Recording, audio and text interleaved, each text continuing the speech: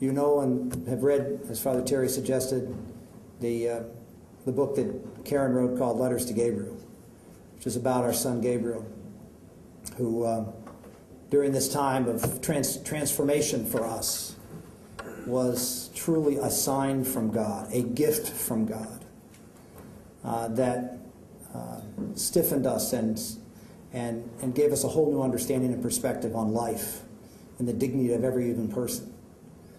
And as we have engaged and fought this new battle, we've been also blessed with another child, a little girl named Isabella Maria.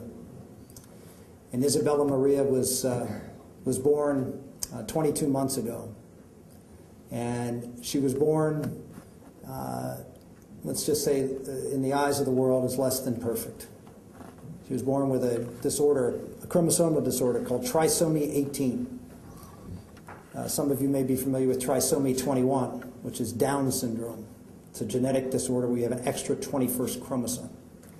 As many in the Down syndrome community call it, they refer to that extra chromosome, as we do in our family, as the love chromosome. That extra chromosome that transforms these children that the world looks at as disabled to true, virtuous little angels who visit themselves on this earth to bring us closer to God. Well, we were so blessed with Isabella Maria 22 months ago, and we were told that she had trisomy 18, which is an extra 18th chromosome. And we were told, after she was diagnosed 3 days after her birth, that the condition she had was, quote, incompatible with life. And we were told that we should simply let her go. Instead, we fought for every minute, every hour of her life, just like you would do for your child. We were told that we should do nothing. We were told that, in fact, I remember when we were leaving the hospital, they put her on hospice care.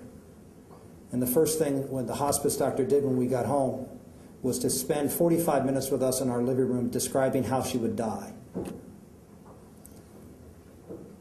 And of course, instead of that, we worked on how she was going to live. We called...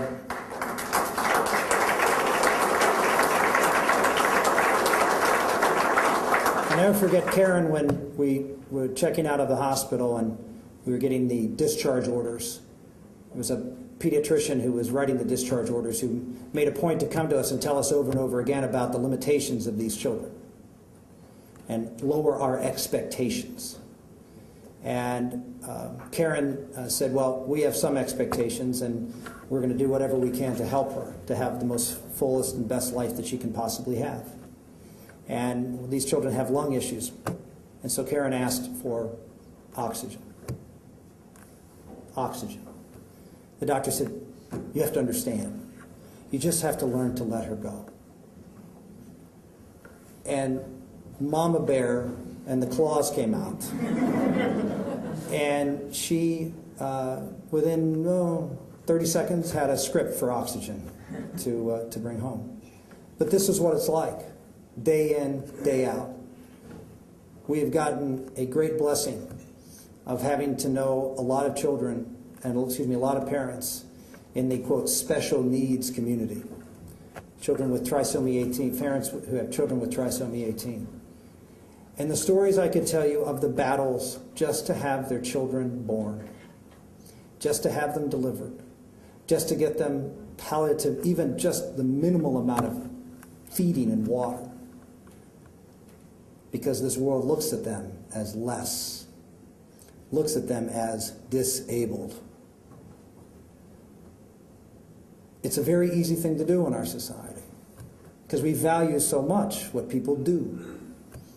It's what we, in many cases, identify ourselves as, is who we are by what we do. And we look at someone who can't do anything except the most important thing, be a human being who's loved by God, who is made in His image. That's the most important thing.